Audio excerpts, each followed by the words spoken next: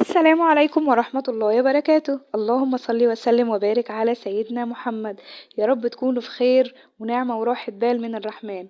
النهاردة جايه لكم بفيديو جديد، وهو طريقة الكيكة في الكبة، مش كيكة الخلاط بقى ولا كيكة الهاند بلندر، لا الكيكة المرة دي في الكبة، عشان اوريكم ان انتوا تقدروا تعملوها عادي في الكبة، وبأي طريقة تقدري تتصرفي وتفرحي اولادك. يلا بينا نخش نشوف مقاديرنا ايه. والكيكة كمان النهاردة مش كيكة عادية، لا دي كيكة الماربل كيك، او زي ما مسميينها على السوشيال ميديا دلوقتي كيكة الزبرة.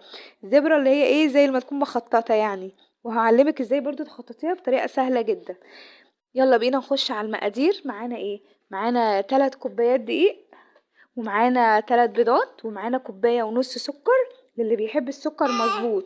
لو بتحب السكر قليل هتبقى كوباية واحدة، لو بتحب السكر ياما هيبقى كوبايتين الا ربع للناس اللي هي بتحب السكر قوي. تمام. ومعايا 3 معالق دقيق او معلقتين على حسب اللي متوفر عندك، وكوبايه اللبن، ومعانا كوبايه زيت على سمنه. لو عندك زبده حطي، ما عندكيش يبقى كوبايه زيت تكفي. ونخش ويلا بينا على المقادير. ومعانا طبعا الكيك شيف و2 فانيليا، في ناس بتحط واحد بس انا بقول 2 بيخلوا الطعم جميل جدا. ومعلقه خل بقى، التركايه دي بتخليها تنفش وتبقى تحفه وجميله. تمام. ضربناها في الكبه زي ما انتوا شايفين كده.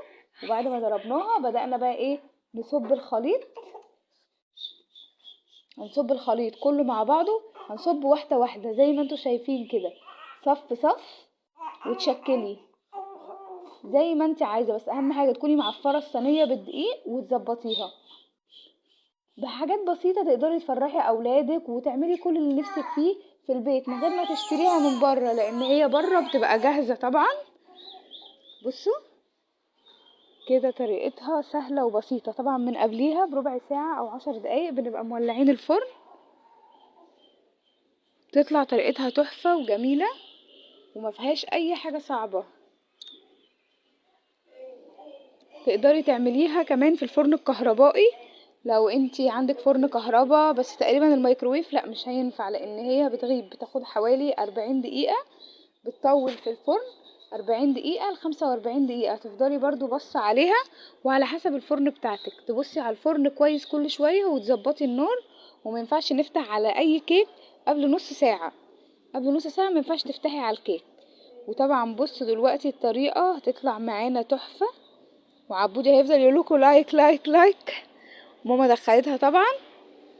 بصوا طلعت تحفة وجميلة ما شاء الله، اللهم بارك. اللهم صل وسلم وبارك على سيدنا محمد. خلي ذكر النبي دايما معاكم.